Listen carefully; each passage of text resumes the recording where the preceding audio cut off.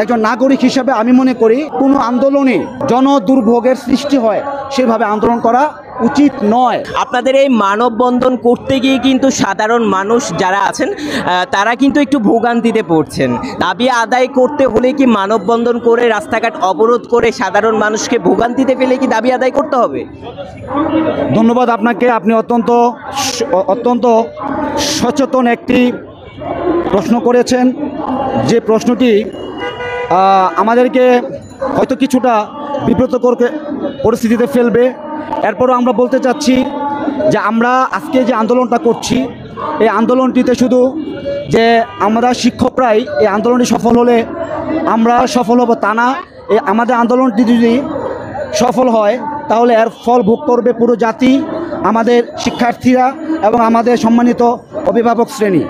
আর বাংলাদেশের যেই একটা কালচার, এখানে আসলে আমরা তো শিক্ষক, আমরা অন্য পেশাজীবীরা যেভাবে হট্টগোল করে বা নানান ধরনের সহিংসতা করে আন্দোলন করতে পারে, আমরা কিন্তু সেই ধরনের আন্দোলন আমরা কল্পনাও করতে পারি না, আমরা যেহেতু শিক্ষক। এরপরেও আমাদের দেশের যে প্রেক্ষাপট, এই প্রেক্ষাপটে সরকারের কান পর্যন্ত একটা নিউজ পৌঁছে দিতে হলে কিছুটা হয়তো আপনার ভিন্ন পথে চলতে হয়।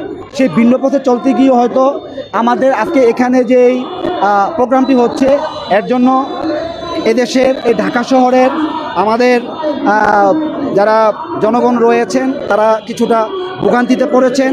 তাদের কাছে আমি বিনয়ের সহিত বলবো যে আপনারা এই জিনিসটাকে আপনার ছেলে মেয়ে এবং এই জাতির স্বার্থে আপনার এই কষ্টটাকে অল্প সময়ের জন্য আপনারা মেনে নিন, আমাদেরকে আপনারা অন্য চোখে দেখবেন না।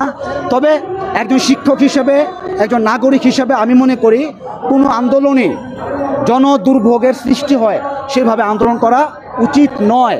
কিন্তু আমরা বাংলাদেশের শিক্ষকরা এতটাই নিষ্পেষিত, এতটাই আমরা নিগৃহীত, এতটাই আমরা নিপীড়িত যে আমরা 2017 সন থেকে আন্দোলন করছি, অর্থাৎ সরকারের কান পর্যন্ত আমাদের দাবিগুলো পৌঁছে না। এখন এই কিছুটা দুর্ভোগের কারণে যদি সরকারের কানে এই নিউজটা পৌঁছায় তাহলে আমাদের আন্দোলন সার্থক।